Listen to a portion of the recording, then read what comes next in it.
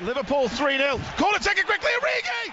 Bonjour à tous, c'est Guillaume de Sport Focus et bienvenue dans une nouvelle analyse. Alors aujourd'hui, je vais débriefer les derniers quarts de finale de la Ligue des Champions. Et pour ce faire, je vais débriefer match par match ce qui s'est passé lors de ce match retour de Ligue des Champions et ensuite voir les perspectives pour cette équipe qui est qualifiée pour la demi-finale pour savoir si ça va être plus ou moins compliqué pour elle. Et du coup, n'hésitez pas à aller voir les autres analyses des autres matchs qui sont sur Instagram ou YouTube. Mais ne perdons pas plus de temps et allons directement au match qui nous intéresse, c'est-à-dire Real Madrid-Liverpool. Alors c'était quand même un match assez pauvre avec d'un côté le Real Madrid qui a super bien géré ce match. Alors certes, ils se sont fait quand même un petit peu peur sur quelques occasions, mais au final, ils ont bien géré leurs avances qu'ils avaient pris au match aller. Et un Liverpool qui est en manque d'efficacité, manque d'inspiration offensive.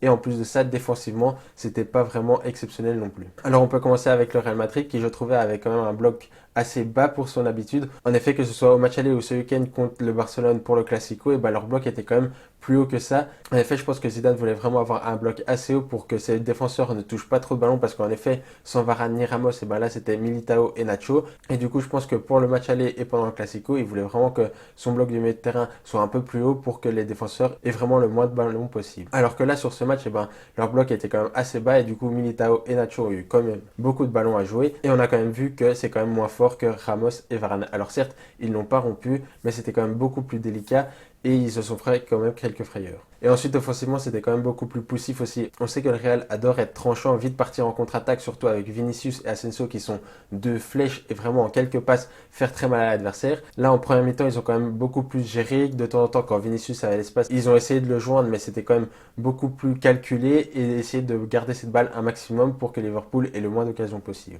Et du coup, comme ce Real de Madrid n'a pas l'habitude non plus de créer beaucoup d'attaques sur des attaques placées, et ben c'était quand même beaucoup plus pauvre offensivement. Ils ont eu quand même très peu d'occasions. Et du coup, je pense qu'ils ont quand même plutôt bien géré ce match retour. Ils avaient quand même 2 buts d'avance. Mais en général, je pense qu'ils ont quand même bien géré ce match, surtout à l'expérience avec ce milieu de terrain qui a vraiment bien géré ça, qui a un peu muselé ce Liverpool, surtout dans les 20 dernières minutes où Liverpool devait pousser. Ben là, Liverpool a vraiment été inoffensif grâce à ce bloc très bas et à cette expérience du Real Madrid qui sait gérer des résultats dans des moments très importants comme ça. Et du côté de Liverpool, je trouve que c'était quand même bien mieux que le match retour. Alors certes, ce n'était pas parfait, mais je trouve que le milieu de terrain déjà de Liverpool était vraiment très bon et je pense que c'est dû à Milner. En effet, Milner, ce n'est pas Anderson. Anderson pour moi est meilleur que Milner, mais dans la mentalité, dans l'esprit de jeu, et ben Milner a beaucoup d'impact. Il met de l'intensité dans ce jeu, il va combler les brèches quand il y en a.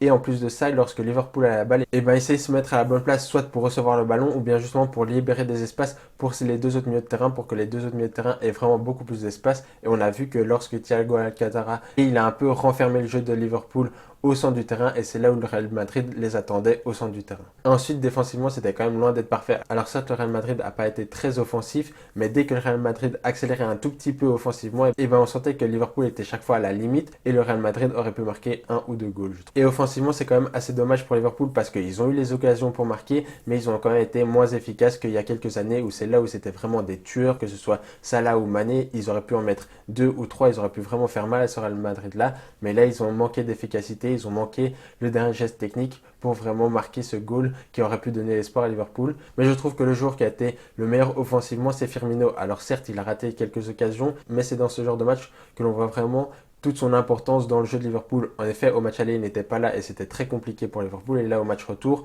il était là. Que ce soit défensivement, il a vraiment fait un gros pressing sur le Real Madrid et surtout sur le milieu du Real Madrid qui redescendait un petit peu pour récupérer ce ballon. Bah, c'était Firmino qui devait faire le pressing là-dessus et il l'a très bien fait. Ou que ce soit offensivement, à faire des appels de balles pour donner de l'espace à Mané ou Salah qui ont eu de l'espace mais qui encore une fois n'ont pas été assez efficaces. Et donc pour le futur de Liverpool, j'ai quand même un petit peu peur pour eux aussi parce qu'il faudra se poser des bonnes questions à l'intersaison parce que là, ils ont été éliminés en quart de finale de la Ligue des Champions, mais en Première Ligue, ils sont quand même assez largués et ça va être très compliqué pour eux d'aller en Champions League et du coup, il faudra se poser les bonnes questions de ce qu'ils vont faire, comment ils vont reconstruire et surtout quel joueur garder ou pas et quel joueur voudra rester, quitte à ne pas jouer la Ligue des Champions la saison prochaine.